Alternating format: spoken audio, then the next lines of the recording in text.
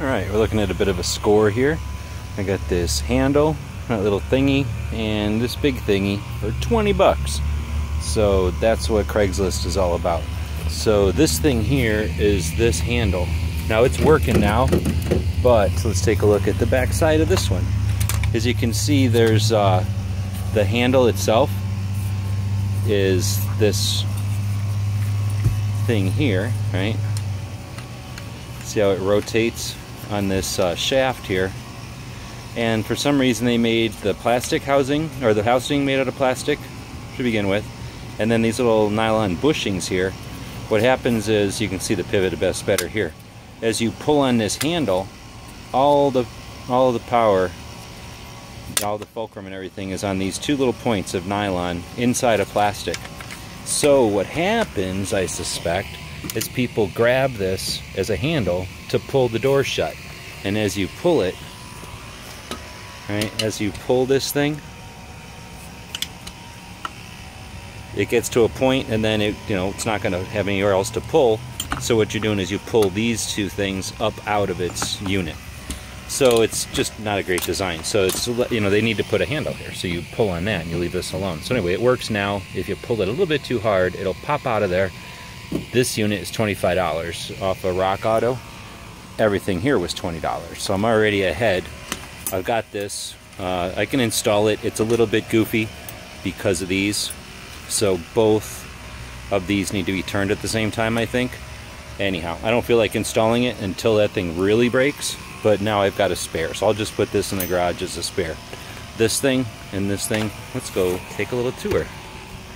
See ya, puppy. So we're out, actually I'm in Phoenix right now, and next to two of my favorite places, Planet Fitness, which is my health club, and 99 Cents Only store, which is one of my favorite stores ever.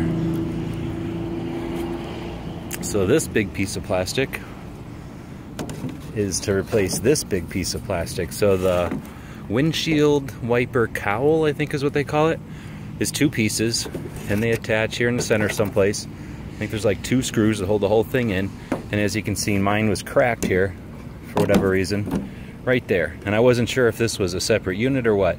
There's a little nub that jams into here, and I wasn't sure what was going on. Anyway, I'm missing that piece. I've always been, actually, this piece was here when I bought it, and it fell off on the highway taking it home. So, always been missing this piece.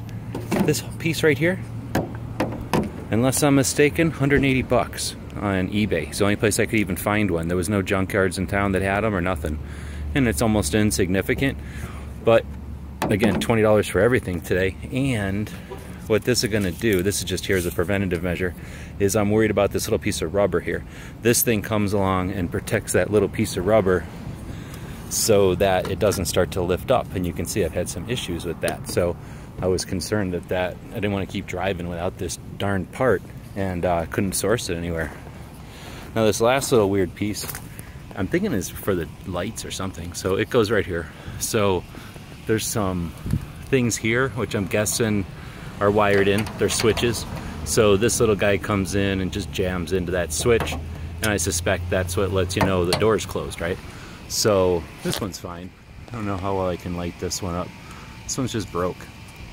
So it's one of those things. It works, right? But it's bad, and I couldn't find it anywhere. What was I going to look for online? So this guy had a wrecked one here in Phoenix.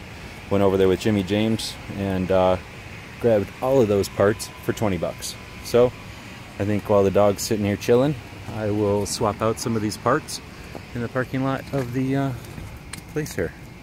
So we're getting ready, the last final parts. I really didn't feel comfortable going on the Gun Show Loophole tour without this part. But now that I have this part, maybe we'll go on the tour after all.